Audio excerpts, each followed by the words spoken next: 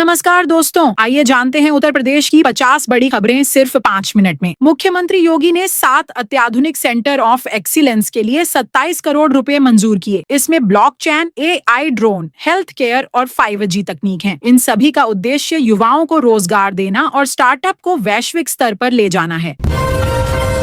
मुख्यमंत्री योगी ने कल लखनऊ में यूपी हेल्थ केयर कॉन्क्लेव 1 का शुभारंभ किया। मुख्यमंत्री योगी ने भरोसा दिया, उत्तर प्रदेश हेल्थ केयर और मेडिकल टेक्नोलॉजी का हब बनेगा। मरीज की बीमारी की पहचान की प्रक्रिया को स्मार्टफोन ने और आसान कर दिया। अब स्मार्टफोन और एआई से टीबी की स्कैनिंग आसान हो गई। हमने टेली कंसल्टेंसी के माध्यम से सामान्य मरीज जैसे वायरल फीवर, सर्दी जुकाम के रोगियों को उनके घर के पास बने हेल्थ वेलनेस सेंटर में ही सही किया है।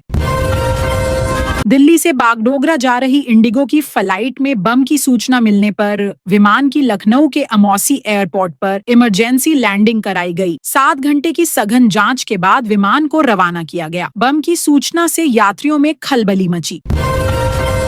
इलाहाबाद हाई कोर्ट का बड़ा फैसला। शहरी क्षेत्रों में बंदरों की समस्या से निपटने के लिए वन विभाग को पूरी जिम्मेदारी सौंपी। यूपी सरकार ने भी आदेश जारी कर स्पष्ट किया, नगर निगम और नगरपालिका का वन विभाग को सहयोग रहेगा। वन विभाग 1 माह में कार्य योजना तैयार करेगा, जिसमें बंदरों को पकड़ना, सुरक्षित स्थान पर ले जाना और उनका वैज्ञानिक प्रबंधन शामिल है। झांसी से बड़ी खबर। रिटायर्ड रेलवे कर्मी ने 27 साल छोटी प्रेमिका की हत्या कर बॉडी के टुकड़ों को 7 दिनों तक एक-एक करके जलाया ताकि बदबू घर से बाहर ना जाए। मोहल्ले वालों ने शक होने पर पुलिस को बुलाया, जिसे देखकर आरोपी घर से फरार हुआ। आरोपी का नाम ब्रजराज। मुख्यमंत्री योगी कैबिनेट मंत्री राकेश सच्चान की बेटी की शादी में शामिल होने कानपुर पहुंचे थे। सीएम योगी का कानपुर मेयर प्रेमिला पांडे ने स्वागत किया। यूपी के सीतापुर में बहू बेटे को बंधक बनाकर 50 लाख रुपए की चोरी की। देर रात 6 बदमाश छत के रास्ते घर में घुसे और बंदूक के दम पर परिवार के 6 लोगों को बंधक बनाकर घर से 50 लाख रुपए की नकदी और गहने चोरी कर ले गए। यह घटना सीतापुर जिले के रसूलपुर गांव की। यह मकान रिटायर लेखपाल का था, जो गांव से बाहर बीच खेतों में बना था। पुलिस सूचना पर फॉरेंसिक टीम और डॉग स्क्वाड के साथ पहुंची। प्रयागराज माघ मेले से बड़ी खबर। कल मौनी अमावस्या पर 3 करोड़ श्रद्धालुओं ने संगम में डुबकी लगाई। वहीं शंकराचार्य अविमुक्तेश्वरानंद के साथ पुलिस की झड़प हुई। शंकराचार्य शाही स्नान के लिए अपने शिष्यों के साथ जाने पर अड़े थे, लेकिन भीड़ अधिक होने पर पुलिस ने पैदल जाने को कहा, लेकिन शंकराचार्य बग्घी से जाने पर ही अड़े थे। पुलिस ने शंकराचार्य और उनके समर्थकों को हिरासत में लिया, जिसके बाद शंकराचार्य और उनके समर्थक धरने पर बैठे। वहीं शंकराचार्य बोले, ये सब योगी के इशारे पर हो रहा। महाराष्ट्र नगर निगम चुनावों के नतीजे आने के बाद राजनीतिक गलियारों में हलचल हुई। मुंबई में सबसे अधिक सीटों पर चुनाव जीतने वाली भाजपा अब एकनाथ शिंदे के समर्थन से अपना मेयर बना सकती है, लेकिन एकनाथ शिंदे 2.5 साल तक मेयर पद पर अड़े। एकनाथ शिंदे ने सभी 29 पार्षदों को ताज होटल में शिफ्ट किया।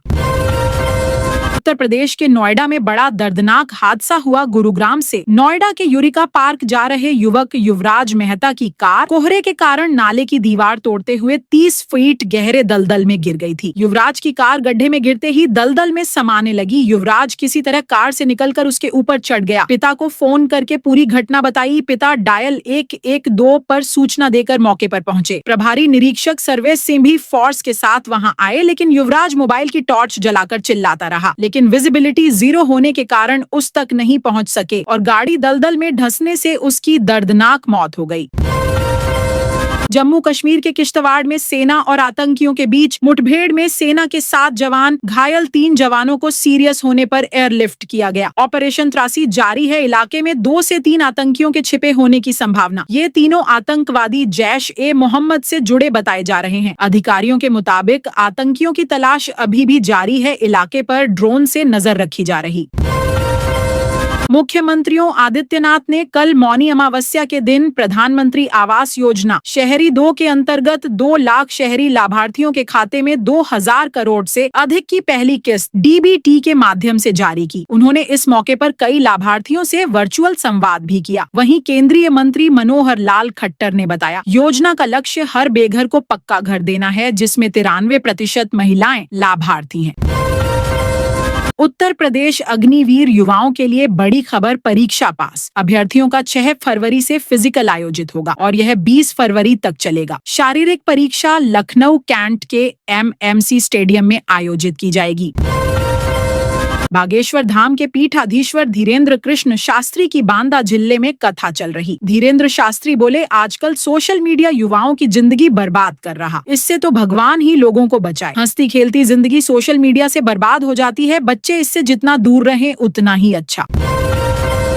कानपुर से बड़ी खबर, पति ने लव मैरिज के 4 महीने बाद ही पत्नी की हत्या कर दी। पति ने खुद थाने पहुंचकर इंस्पेक्टर के सामने सरेंडर किया। आरोपी पति ने कहा, 4 महीने पहले गांव की ही श्वेता से लव मैरिज की थी, लेकिन मुझे उसके अवैध संबंधों का पता चल गया था। मैंने गुस्से में गला दबाकर मार डाला। फर्रुखाबाद जिला अदालत का बड़ा फैसला, 8 साल पहले पुलिस थाने में 3 युवकों को बेरहमी से पीटने और चोटी काटने के मामले में दरोगा और सिपाही को 10 साल की सजा और 61,000 का जुर्माना लगाया। सजा मिलने के बाद दरोगा और सिपाही कोर्ट से टशन में बाहर आए। उनके माथे पर न कोई शिकन और न ही कोई पछतावा था। Directorate general of civil aviation ने एयरलाइन कंपनी इंडिगो पर 22 करोड़ रुपए का जुर्माना लगाया। यह जुर्माना एयरक्राफ्ट रूल 1973 के तहत लगाया गया। DGCA ने यह एक्शन 1 से 5 दिसंबर के बीच इंडिगो की 2000 फ्लाइट कैंसिल होने और देरी होने पर लिया है। इस कारण 3 लाख से ज्यादा यात्रियों को परेशानी हुई थी।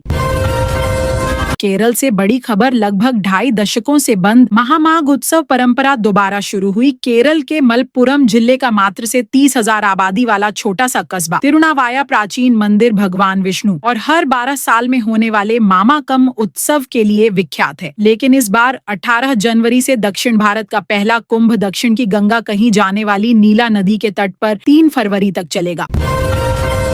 प्रधानमंत्री नरेंद्र मोदी ने कल पश्चिम बंगाल के मालदा से भारत की पहली वंदे भारत स्लीपर ट्रेन को हरी झंडी दिखाकर रवाना किया। यह ट्रेन पश्चिम बंगाल के मालदा से असम के गुवाहाटी तक की 961 किलोमीटर की दूरी को मात्र 14 घंटे में तय करेगी। इसके साथ प्रधानमंत्री मोदी ने 4 अमृत भारत ट्रेनों का भी शुभारंभ किया। यह भारत की पहली वंदे भारत स्लीपर ट्रेन है। इस ट्रेन में कुल 16 डिब्बे हैं और अधिकतम किराया 3,000 रुपया है।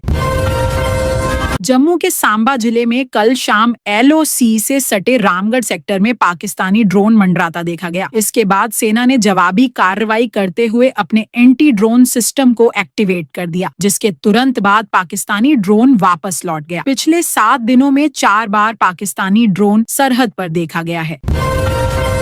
प्रधानमंत्री नरेंद्र मोदी अपने 2 दिवसीय दौरे पर असम और पश्चिम बंगाल पहुंचे। प्रधानमंत्री मोदी आज असम के करबलिया में काजीरंगा एलिवेटेड कॉरिडोर की आधारशिला रखेंगे। इस कॉरिडोर को बनाने का मुख्य मकसद ट्रैफिक जाम को कम करना और यूनेस्को धरोहर के आसपास वन्य जीवों का संरक्षण करना है। इस प्रोजेक्ट की लागत लगभग 7,000 करोड़ रुपया आएगी।